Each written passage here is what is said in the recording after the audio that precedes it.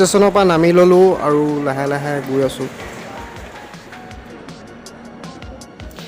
এইটো হৈছে Guwahati railway platform আৰু এতিয়া লাহে লাহে গৈ আছোঁ আৰু এইয়া আমি এতিয়া ৰেষ্টুৰেণ্ট যাম। এইয়া গ'লোঁ।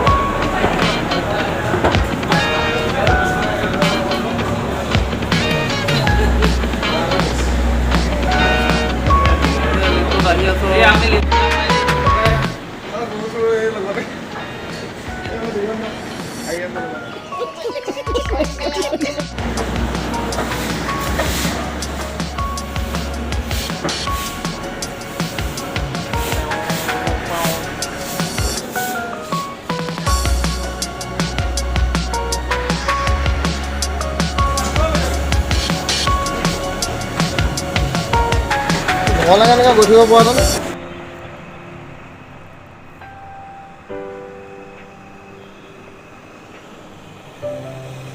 পল্টন বজাৰৰ চিটি বাছত উঠি এতিয়া ভঙাগড় অভিমুখে গৈ আছোঁ আৰু বাছত এয়া উঠিছোঁ আৰু এইখন হৈছে ব্যস্ত মহানগৰী গুৱাহাটী। এতিয়া ক'ত যাম? ভঙাগড় ন? আমি এই গুৱাহাটী পালোঁ আৰু আপোনালোকক দেখুৱাই যাম গুৱাহাটীৰ কিছুমান বস্তু দেখুৱাই যাম। আপোনালোকে চাব। এতিয়া গৈ আছোঁ বৰ্তমান ভঙাগড়।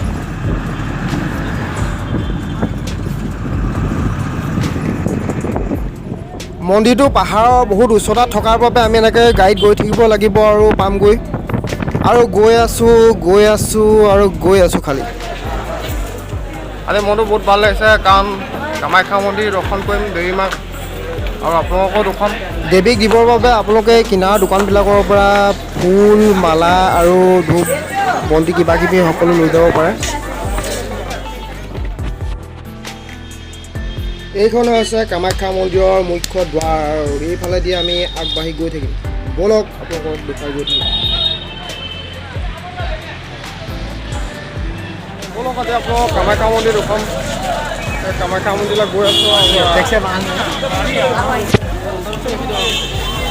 মন্দিৰটো মুখ্য পথৰ পৰা 600 ফুট উচ্চতাত আছে, যথেষ্ট ওখত আছে।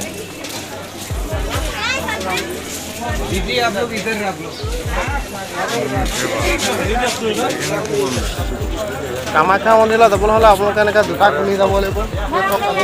খালী গৈয়ে যাবলগীয়া হৈছে আৰু এনেকৈ ওপৰলৈ উঠি উঠি গৈ আছোঁ আৰু বহুতো চিৰি আছে, চিৰিয়েদি উঠি উঠি গৈ থাকিব লাগিব। ব'লক আপোনালোকক দেখুৱাই দেখুৱাই গৈ থাকিম।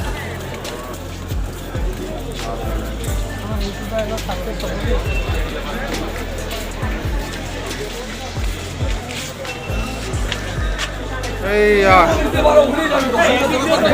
কামাখ্যা মন্দিৰ গেটখন পালোহি। এইখনেদি আমি সোমাই যাম।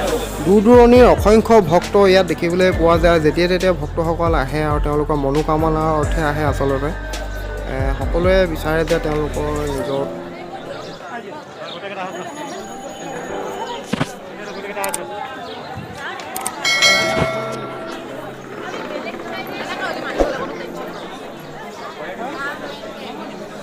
এইটো হৈছে কামাখ্যা মন্দিৰ। চক মন্দিৰটো কিমান সুন্দৰ লাগিছে আপোনালোকে চাওকচোন এবাৰ, কিমান ধুনীয়া লাগিছে আৰু গোটেইটো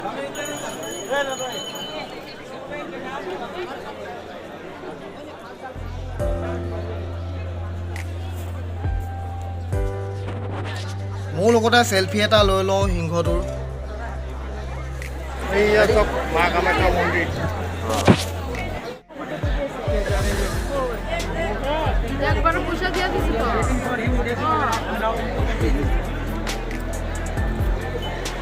ওপৰত যে টোপবিলাক দেখিছে এইবিলাক হৈছে সকলোবিলাক সোণৰে।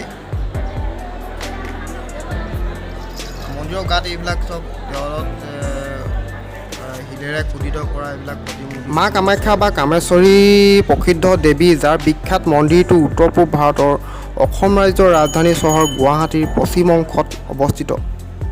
নীলাচল পাহাৰৰ মাজভাগত অৱস্থিত এই মন্দিৰটো। মা কামাখ্যা মন্দিৰ দেৱালক পৃথিৱীৰ 51টা শক্তি পীঠৰ ভিতৰত আটাইতকৈ পবিত্ৰ আৰু আটাইতকৈ পুৰণি বুলি গণ্য কৰা হয়। ই হৈছে ভাৰতৰ ব্যাপক প্ৰচলিত শক্তিশালী তান্ত্ৰিক শক্তিবাদ ধৰ্মৰ কেন্দ্ৰবিন্দু।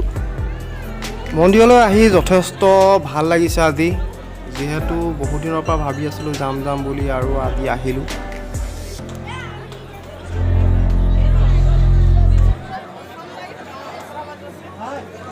মন্দিৰৰ দুৱাৰখন আমি বন্ধ পালোঁ যিহেতু এই দুৱাৰখন যেতিয়া তেতিয়া নুখুলে সেয়েহে আমি বাহিৰৰ পৰাই দৰ্শন কৰিলোঁ আৰু ভিতৰলৈ যাবলৈ সুবিধা নাপালোঁ।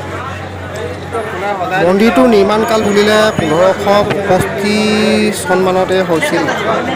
প্ৰবাদ অনুসৰি নৰকাসুৰ, ইতিহাস অনুসৰি কোচ ৰজা বিশ্বসিংহ আৰু শেহতীয়াকৈ কোচ ৰজা নৰনাৰায়ণ আৰু চিলাৰায়ে পুনৰ নিৰ্মাণ কৰে।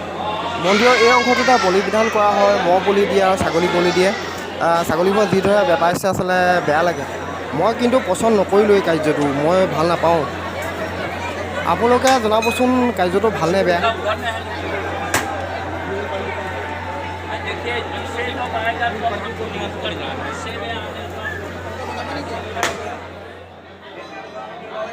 এয়া হৈছে দেৱালৰ বাহিৰৰ দেৱীৰ প্ৰতিমূৰ্তি। ইয়াতে ভক্তসকলে পূজা অৰ্চনা কৰে আৰু ভিতৰতো এভাগ আছে আচলতে। সোণৰ পলিচি চাব দেই।